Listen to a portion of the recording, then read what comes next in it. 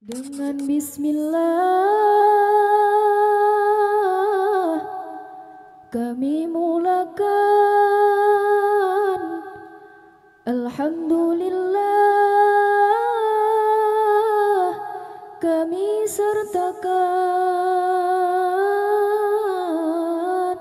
Salawat salam kami haturkan. Nabi, keluarga, sahabat ikutkan.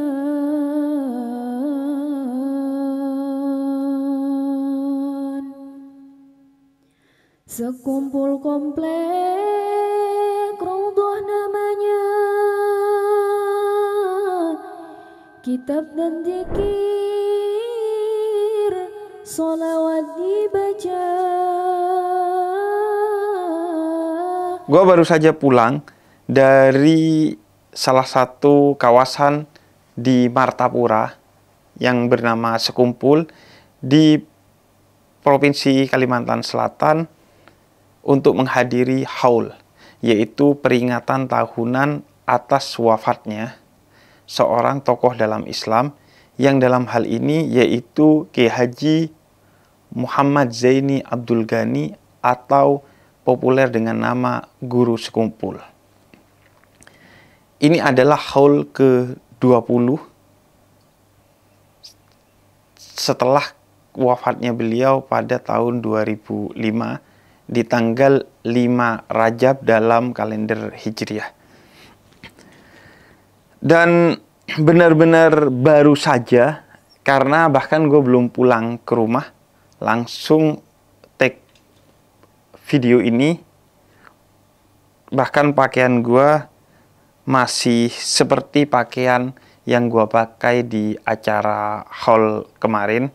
Gue belum ganti pakaian karena gue ingin berbagi oleh-oleh dari haul Guru Sekumpul, sekaligus semacam ada keinginan untuk segera membagikan oleh-oleh ini di tengah kehangatan hati dan pikiran gue yang dapatkan dari menghadiri haul Guru Abah Sekumpul.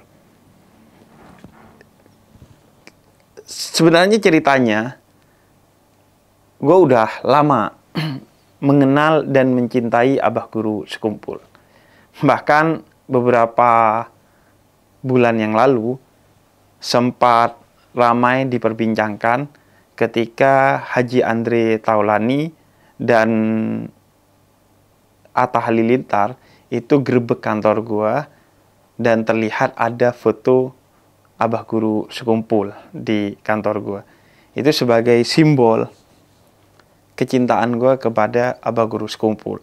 Dan orang-orang di Kalimantan Selatan, khususnya dari kawasan Sekumpul, Martapura, kemudian men-highlight itu di media sosial. Wah, ternyata Habib memasang foto Abah Guru Sekumpul bersamaan foto ulama-ulama lain yang menjadi panutan, guru, serta sangat gue kagumi dan cintai. Di antaranya Habib Umar bin Hafid, kemudian juga ada Kiai Haji Ahmad Dahlan, pendiri Muhammadiyah, kemudian ada Mbah Hashim Asy'ari, pendiri Nahdlatul Ulama, dan Habib Soleh Tanggul, seorang ulama dari kawasan timur Jawa Timur, daerahnya tepatnya adalah Tanggul, yang dikenal secara personal oleh ayah gua sebagai sosok yang istimewa dan salah satu warisan dan petuah yang dititipkan oleh ayah gua kepada gua agar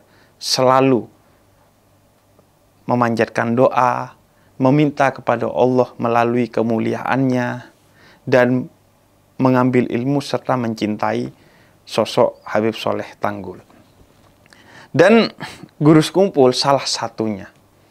Kenapa memasang foto para ulama itu penting?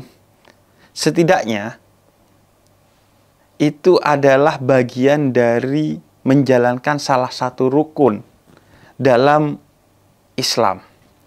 Jadi berdasarkan hadis Jibril yang disampaikan kepada Nabi Muhammad secara langsung oleh Jibril dengan hadir ke depan Nabi Muhammad dan bersila, berdempet lutut dengan Nabi Muhammad, ada 3 rukun dalam Islam. Yang pertama itu rukun iman yang ada 6, kemudian rukun Islam yang ada 5, dan yang ketiga ini yang sering tidak disampaikan atau tidak banyak orang ketahui, yaitu rukun ihsan, yaitu anta'budallah ka'annaka tarak wa illam takun tarak fa'annahu yarak.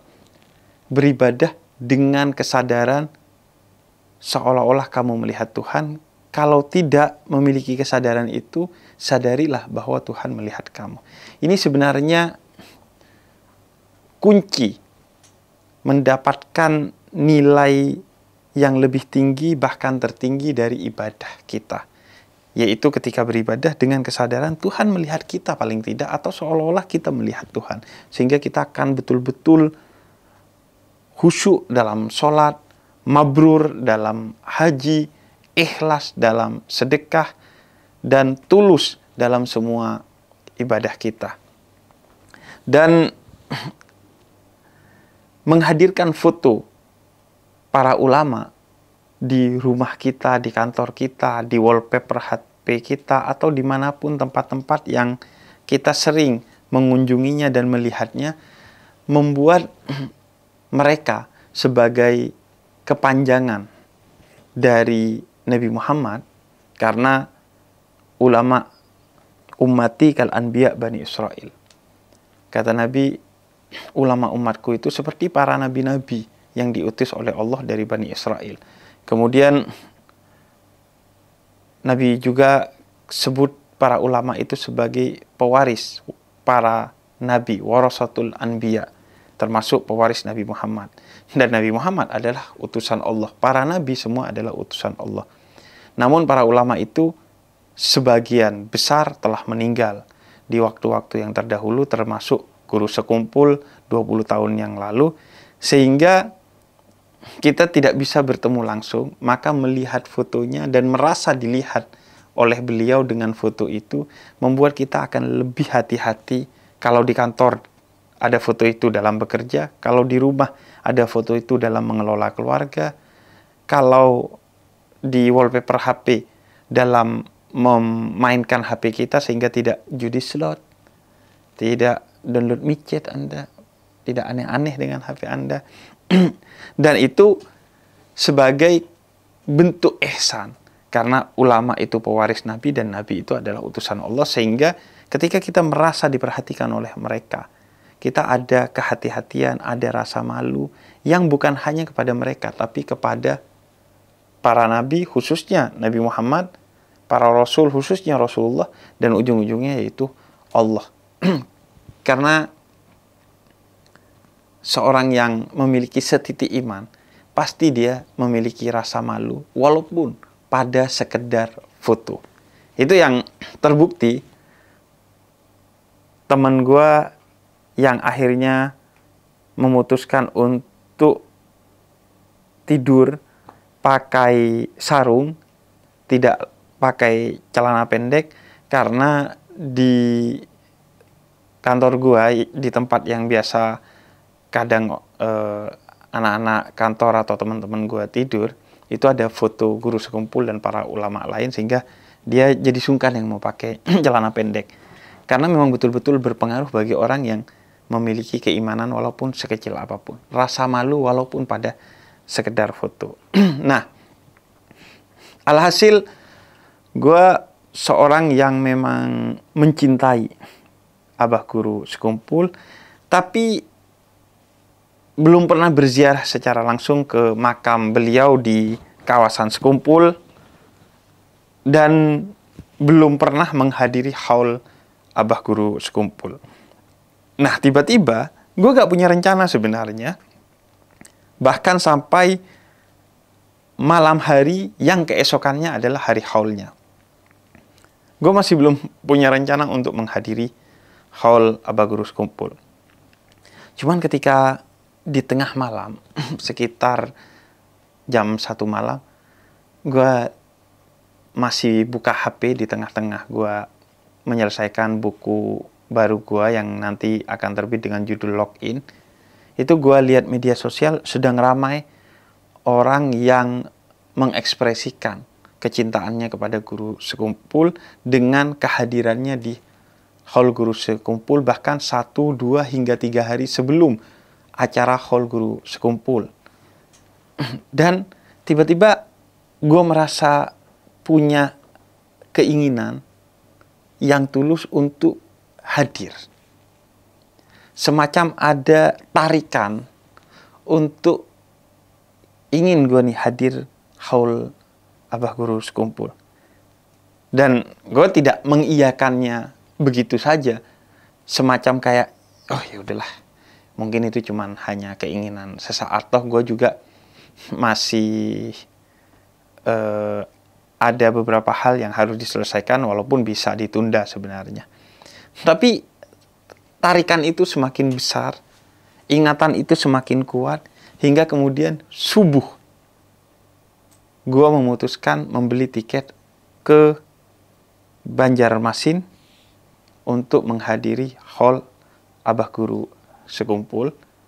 Gue berangkat siang, sampai sore jam 4, langsung gue ganti baju, menjelang maghrib gue berangkat, dan maghrib sampai isya itu adalah acara hall Abah Guru Sekumpul. Begitulah cinta. Dia memiliki daya tarik yang terbesar, teragung, dan terkuat. Karena bahkan dalam filsafat, salah satu tokoh filsafat Yunani, seorang filsuf bernama Aristoteles, dia menyebut bahwa dunia ini, semesta ini, berputar karena tarikan cinta. Dan kita juga menyadari bahwa seorang itu sholat, seorang itu beribadah, seorang itu pergi ke Makkah untuk haji atau umroh, seorang itu pergi ke Madinah untuk ziarah Nabi Muhammad. Itu semua karena ditarik oleh rasa cinta kepada Allah dan Rasulnya. Begitu juga ketika kita menghadiri pengajian ulama-ulama yang masih hidup atau haul ulama-ulama yang telah wafat. Itu semua karena cinta. Bukan utamanya karena kita memilih hadir, tapi karena para ulama itu memilih kita untuk hadir, merasakan cinta yang ada dalam dirinya, cinta yang dia tunaikan dalam ajaran-ajarannya, sehingga kemudian kita tertarik untuk menghadiri segala sesuatu yang menjadi ajaran, menjadi ritual dari ulama-ulama tersebut. Termasuk dalam hal ini adalah Guru Sekumpul. Gue tiba-tiba enteng aja beli tiketnya, kemudian enteng aja berangkatnya, tanpa persiapan berarti. Bahkan baju gue cuma baju tidur dan baju yang gue pakai. Gue gak bawa pakaian lain, hanya satu tas kecil. Gue berangkat ke sana dan tiba-tiba seolah-olah disulap oleh Deddy Corbuzier. Gue tiba-tiba ada di tengah-tengah acara haul tersebut. Padahal itu adalah acara haul yang terbesar di Indonesia. Bahkan mungkin acara haul salah satu yang terbesar di dunia. Karena dihadiri oleh jutaan orang. Dari berbagai penjuru wilayah di Indonesia. Dari berbagai penjuru negara di luar Indonesia. Dari berbagai penjuru suku yang ada di Indonesia. Dari berbagai penjuru bahasa yang ada di Indonesia. Dari berbagai penjuru agama yang ada di Indonesia. Bukan hanya orang Banjar, tapi orang Jawa, orang Madura, gua temuin di sana. Bukan hanya yang berbahasa Banjar, tapi yang berbahasa Madura, gua ketemu. Yang berbahasa Jawa, tidak sedikit. Bukan hanya yang Muslim, tapi yang non-Muslim pun juga hadir. Berdasarkan cerita dari orang-orang yang aktif hadir di hall Guru Sekumpul, selalu ada tidak sedikit orang non-Muslim yang hadir di acara hall Abah Guru Sekumpul. Bahkan ketika gua hadir acara hall Abah Guru Sekumpul yang ke-20, media melaporkan gereja Katolik yang berada di sekitar kawasan Sekumpul membuka gerejanya untuk menjadi tempat parkir, kemudian juga ikut membagikan makanan gratis kepada orang-orang yang menghadiri haul Abah Guru Sekumpul. Tentu ini adalah pelajaran yang indah tentang toleransi antar umat beragama. Sebagaimana kita juga sudah sepatutnya ketika mereka melakukan aktivitas-aktivitas keagamaannya dan membutuhkan kita untuk berkontribusi menjamin mereka bisa menjalankan aktivitas keagamaannya dengan baik, maka kita pun harus mendukung. Seminimal-minimal dukungannya adalah tidak mengganggu kehusuan mereka dalam beribadah. Tentu sesuai dengan ajaran Islam yang kita yakini, tidak sampai melanggarnya. Maka ada banyak pelajaran yang gue dapatkan dari haul Abah Guru Sekumpul. Meskipun gue salah seorang yang sangat aktif menghadiri haul para tokoh, para ulama, para wali yang ada di Indonesia, bahkan hingga ke luar negeri. Gue selalu hadir haul Solo, gue selalu hadir haul Gus Dur, gue selalu hadir haul di Gresik, namanya Habib Abu Bakar. Gue hadir haul di beberapa negara di luar Indonesia. Namun ada pengalaman baru yang mengesankan ketika gue hadir haul Abah Guru Sekumpul. Pertama, yang gue dapatkan adalah pengalaman tentang fokusnya atau khusyuknya semua orang yang hadir di haul itu untuk mengambil pelajaran, bukan utamanya merayakan seremoni. Mereka ingin mendekatkan hati dan pikiran mereka kepada Guru Sekumpul, bukan utamanya fisik mereka. Mereka tidak berdesak-desakan untuk mendekat ke makam Guru Sekumpul. Bahkan dari jarak 5 km, gue tahu karena gue cek di Google Maps, itu jamaah sudah duduk rapi, sholat, baca tahlil, baca sholawat, baca maulid, hingga selesai dari seluruh rangkaian haul Abah Guru Sekumpul tersebut. Dari jarak 15 km itu sudah macet kendaraan. 5 km sudah penuh dengan jamaah. Dan mereka ya duduk aja walaupun jaraknya 5 km. Karena utamanya bagi mereka bukan kedekatan fisik, tapi kedekatan hati. Utamanya bukan seremoninya, tapi value-nya atau nilainya. Karena itu mereka duduk di sepanjang 5 km. Ada beberapa dari jarak misalnya 5 km udah sesak nih. Gue jalan beberapa ratus meter, itu tiba-tiba kosong lagi. Nanti penuh lagi, kosong lagi. Akhirnya gue pelajari kenapa ada yang kosong di sana, kok mereka gak gerak mendekat ke yang kosong ya.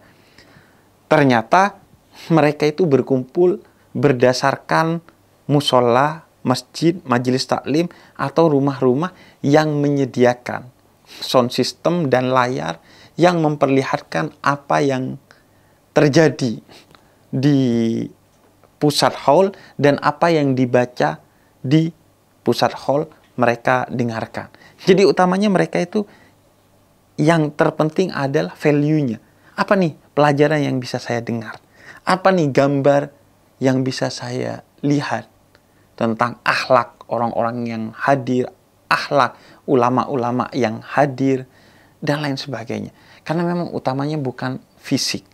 Kalau utamanya fisik, bagaimana kita akan mencintai Abah Guru Sekumpul yang secara fisik sudah tiada?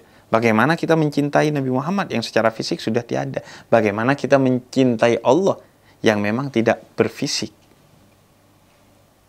Maka itu pelajaran pertama yang gue ambil. Mereka itu gak sibuk dengan seremoni. Mereka gak sibuk dengan kedekatan fisik. Tapi kedekatan hati, pikiran. Kemudian kehusuan. Gak apa-apa jauh dari makamnya, tapi gue bisa menyimak apa yang dibaca. Gue bisa melihat apa yang terjadi.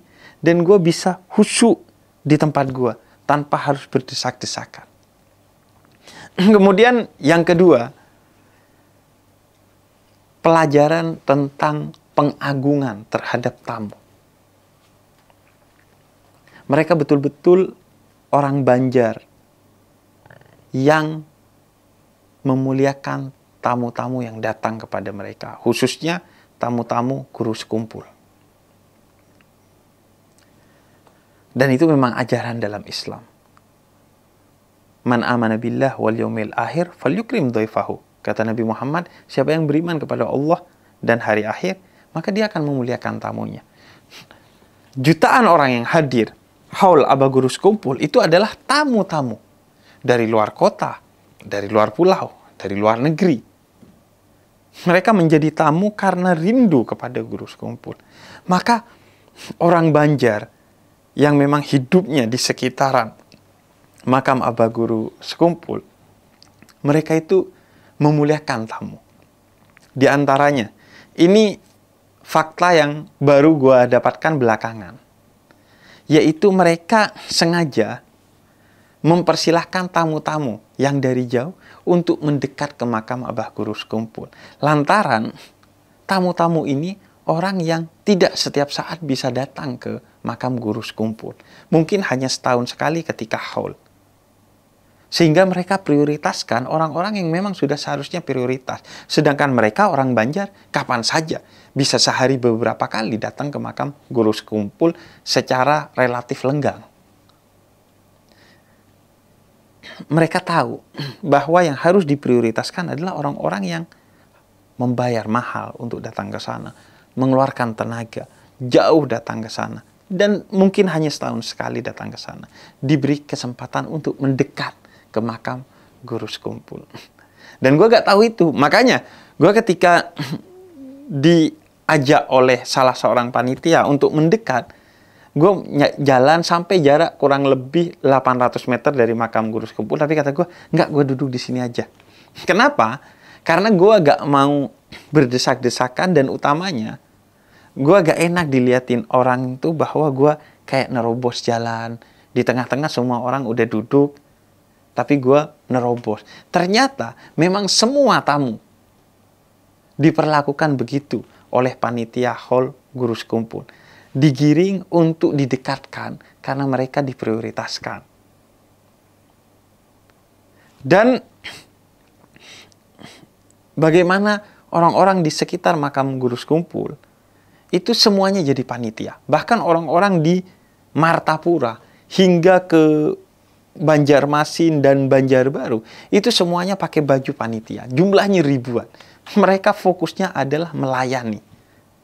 Karena bagi mereka salah satu bentuk peribadatan teragung di haul Guru Sekumpul bukan utamanya sebagai hadirin, tapi sebagai tuan rumah yang melayani tamu-tamu Guru Sekumpul. Sehingga mereka berbondong-bondong melakukan apa yang bisa dilakukan, memberikan apa yang bisa diberikan kepada para tamu ini. Oleh karena itu, pemandangan yang sungguh indah. Sejak 15 km dari makam Guru Sekumpul yang gue lihat, begitu keluar dari bandara Samsudin Nur, itu sudah sesak bukan hanya jalanannya karena macet, tapi di kanan kiri makanan, minuman, bensin, bahkan jasa berupa tambal ban. Orang yang rela mau memijat tamu-tamu Guru Sekumpul yang semuanya itu gratis. Lu mau makan apa aja ada. Lu mau minum apa aja ada. Kecuali Homer, tidak ada dong. Kalau Onat nggak pantas ke sana. Semua mau minum apa aja loh. Mau makan apa aja. Lu capek, pengen dipijit, ada yang menyediakan jasa pijat gratis. Motor lu atau mobil lu bocor, ada jasa tambal gratis. Semua sebagai bentuk pengagungan kepada tamu-tamu Guru Sekumpul, yang itu adalah pengagungan kepada Guru Sekumpul, yang itu adalah pengagungan kepada Nabi Muhammad dan itu adalah pengagungan kepada Allah. Mengapa? Karena gue mau masuk pelajaran yang ketiga. Guru sekumpul adalah seorang yang begitu besar jasanya dan begitu kuat tekadnya dalam mengajarkan kecintaan kepada Nabi Muhammad. Beliau yang berangkat ke Solo di masa hidupnya untuk meminta ijazah ke Habib Anis Al-Habsyi Solo, keturunan dari pengarang kitab Maulid yang berjudul Simtud Duror yang sering kita baca, untuk kemudian dibacakan secara konsisten di kawasan Sekumpul setiap malam Senin sebagai wujud kecintaan kepada Nabi Muhammad. Beliau juga membaca solawat kecintaan kepada Nabi Muhammad. Bahkan beliau menggubah dan mempopulerkan solawat beliau yang berjudul Khabbiri, yang isinya ungkapan cinta yang begitu indah kepada Nabi Muhammad. Beliau menjadikan orang-orang Banjar sebagai pecinta Nabi Muhammad dan pecinta, apalagi pecinta Nabi Muhammad yang agung, maka ia tidak akan berucap, tidak akan berlaku, tidak akan keluar dari dirinya kecuali sesuatu yang indah. Itulah yang menyebabkan orang Banjar begitu indah yang gua rasakan ketika hadir di hall Abah Guru Sekumpul. Indah kata-katanya, indah senyumnya, indah sikapnya, indah segala-galanya. Makanya gue sempat cerita kalau gue tuh cuman betul-betul sehari nginep semalam doang di kawasan Sekumpul, tapi berasa lama banget, berasa udah kenal banget, berasa udah setahun bahkan lebih di sana. Dan memang begitulah orang yang nyaman di suatu tempat, dia akan merasa seolah-olah dia itu udah tuan rumah karena diberikan servis yang begitu nyaman di sana. Padahal gue baru kenal semua orang yang ada di sana, tapi tiba-tiba gue makan di rumah mereka, gue minum dari pemberian mereka, gue tidur di rumah-rumah mereka, gue duduk di rumah mereka, gue sholat numpang di rumah mereka, dan mereka sangat terbuka, sangat memuliakan Guru Sekumpul, yang itu berarti memuliakan Rasulullah, yang itu berarti memuliakan Nabi Muhammad, dan dengan begitu kita akan menjadi pribadi yang mulia. Dan pelajaran yang keempat yang gue ambil dari haul Abah Guru Sekumpul, yaitu tentang kesederhanaan. Bagaimana acara haulnya begitu sederhana. Oleh karena itu hanya kurang lebih 2 jam. Dimulai saat maghrib dengan sholat maghrib berjamaah. Kemudian diakhiri ketika isya dengan sholat isya berjamaah. Isinya hanya membaca maulid Nabi Muhammad, kemudian membaca tahlil kepada Guru Sekumpul dan para guru serta ulama-ulama. Dan kemudian biasanya membaca manakib atau biografi Guru Sekumpul yang sungguh indah nadanya dan sungguh sederhana isinya, sehingga siapa saja bisa memahami dan merasakan kecintaan, kebesaran Guru Sekumpul. Segalanya dibuat sangat sederhana. Karena memang Guru Sekumpul mengajarkan Islam yang sangat sederhana. Oleh karena itu, Islam yang diajarkan oleh beliau itu dikenal luas oleh jutaan orang.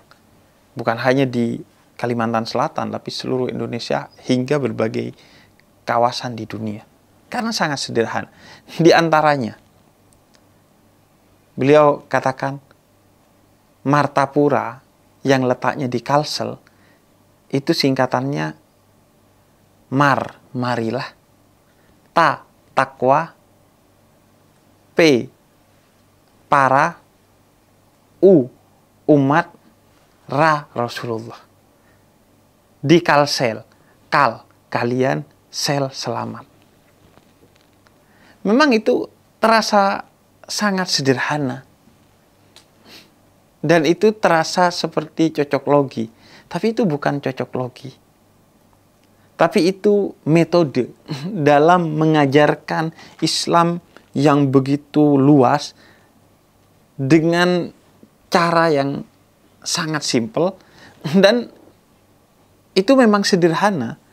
Tapi di dalamnya ada nilai yang begitu besar, kuat, luas, dan istimewa. Karena memang pesan utama dari Islam itu yang kemudian selalu dipesankan minimal seminggu sekali, yaitu oleh khatib sholat Jumat sebagai salah satu rukun sholat Jumat, yaitu bertakwalah kepada Allah.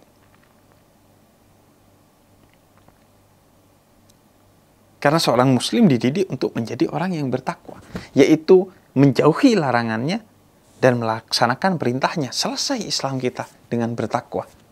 Karena itu ayat-ayat Al-Quran menjelaskan bahwa ritual-ritual yang diajarkan dan diperintahkan oleh Allah serta apa yang dilarang oleh Allah itu ujung-ujungnya la'allakum tattaqun, untuk membentuk kita menjadi pribadi yang bertakwa. Dan itulah yang disebutkan oleh Sayyidina Ali bin Abi Thalib, idza tammal aklu naqasal kalam. Seorang yang sempurna akalnya, sempurna ilmunya, maka kata-katanya itu sederhana. Ajarannya itu sederhana. Lu kalau ngerti tentang sesuatu, lu pasti bisa ngejelasin sesuatu itu dengan sederhana kepada orang lain. Tapi kalau lu setengah-setengah ngertinya, atau sedikit ngertinya, pasti penjelasan lu ribet kepada orang lain, dan bikin orang nggak paham. Nah, itulah kekuatan guru sekumpul. Matang pemahaman keislamannya, sehingga sederhana ajarannya, maka luas orang-orang yang memahami ajarannya, mengikuti ajarannya, dan mencintai ajaran Abah Guru Sekumpul yang tersambung kepada Nabi Muhammad yang bersumber dari Allah. Seorang pribadi yang sangat sederhana. Itu juga terlihat dari sosok Guru Sekumpul yang sederhana. Secara kata-kata, secara sikap, secara pembawaan, seorang yang sangat sederhana. Dan kemudian pelajaran kelima yang gua ambil dari Hall Guru Sekumpul itu adalah konsistensi atau istiqomah. Sejak Guru Sekumpul hidup, selama hidupnya, sampai Guru Sekumpul wafat hingga 20 tahun kewafatannya, majelisnya, yaitu pada Minggu malam atau malam Senin, membaca maulid Nabi Muhammad, bersalawat kepada Nabi Muhammad, konsisten dilakukan oleh puluhan ribu orang di sana. Setiap malam Senin, sudah berlangsung puluhan tahun, sejak beliau masih hidup sampai 20 tahun beliau meninggal. Dan itulah kekeramatan Guru Sekumpul. Karena dalam Islam kita diajarkan, istiqomah khairun min alfi karamah. Konsistensi itu lebih mulia, lebih besar dari ribuan kekeramatan. Kalau lu pernah dengar ada orang bisa jalan di air, kalau lu pernah dengar ada orang bisa terbang, maka orang yang konsisten itu ribuan kali lebih agung, lebih besar, lebih mulia dari orang yang bisa terbang ataupun orang yang bisa jalan di air. Itu yang diajarkan oleh Guru Sekumpul kepada murid-muridnya, orang-orang di sekitarnya, dan para pecintanya. Konsistensi. Dan pelajaran keenam, bukan yang terakhir, tapi yang menjadi catatan akhir dari yang gue catat ketika menghadiri Hall Guru Sekumpul, adalah bagaimana beliau mendidik murid-muridnya, orang-orang di sekitarnya dan para pencintanya, bukan hanya saleh secara ritual atau saleh secara personal, tapi saleh secara sosial atau saleh secara komunal. Itu terlihat ketika Hall Abah Guru Sekumpul, bagaimana orang berbondong-bondong untuk melakukan kesalehan sosial, menebarkan senyum, mempersilahkan orang untuk memakai rumahnya, kamar mandinya, memberi makan gratis, memberi minum gratis, memberikan jasa gratis. Semua orang berlomba-lomba untuk menjadi yang paling bermanfaat, sebagaimana yang diajarkan Nabi Muhammad, khairun nas anfa'uhum linnas. Sebaik-baiknya manusia adalah yang paling bermanfaat kepada manusia lain. Beliau bukan hanya mendidik menjadi pribadi yang saleh secara personal, tapi saleh secara sosial. Oleh karena itu, terlihat bukan hanya ritualnya yang oke, tapi akhlaknya yang juga oke. Akhlak orang-orang yang ada di sana. Seolah-olah Sekumpul atau bahkan Martapura atau bahkan Kalimantan Selatan itu pesantren milik Guru Sekumpul. Siapa saja yang ada di sana seolah-olah santri yang dididik bukan hanya secara ilmu dan ibadah, tapi juga secara akhlak. Mereka memiliki akhlak yang agung. Sehingga terjadilah apa yang sempat viral ketika seorang anak kecil yang masih sangat kecil, umurnya mungkin belum 5 tahun, tiba-tiba datang ke gua menunduk sebagai bentuk penghormatan. Kemudian ketika gua melihat, dia tersenyum sebagai komunikasi bahwa dia ingin dekat dan memeluk gua, dan setelah gua balas senyuman itu, dia melompat memeluk gua, dan itu ramai di TikTok dan Instagram serta media sosial lainnya. Akhlak orang-orang Sekumpul, akhlak orang-orang Banjar sejak masih anak-anak. Mereka menebar senyum, mereka menunduk ketika melewati orang lain, dan mereka memeluk hangat siapa saja yang ada di sekitarnya. Sebagai simbol bahwa mereka terbuka kepada siapapun. Terhadap orang yang berbeda, termasuk berbeda agama, mereka mempertunjukkan akhlak yang agung. Dan memang itulah Islam. Kata Nabi Muhammad, innama bu'istu liutammima makarimal akhlak. Aku diutus untuk menyempurnakan akhlak. Maka ketika akhlak itu terlihat pada diri seseorang, sudah pasti dia memiliki ilmu yang agung. Karena akhlak itu bukan di atas ilmu. Ilmu adalah sesuatu yang agung, tapi akhlak itu buah dari ilmu. Orang yang berakhlak pasti dia memiliki ilmu, disadari ataupun tidak disadari. Ada yang tidak menyadari, seperti orang-orang Banjar, orang-orang di Sekumpul. Mereka mungkin tidak pernah belajar ilmu tentang akhlak, tapi hidup mereka penuh dengan akhlak. Karena secara tidak sadar mereka belajar dan memiliki ilmu tentang akhlak yang mereka dapatkan dari Guru Sekumpul. Baik melalui pengajiannya, baik melalui karya-karyanya, baik melalui murid-muridnya, dan lain sebagainya. Makanya, gue ketika pulang ke Jakarta, saat itu juga gue rindu haul Abah Guru Sekumpul.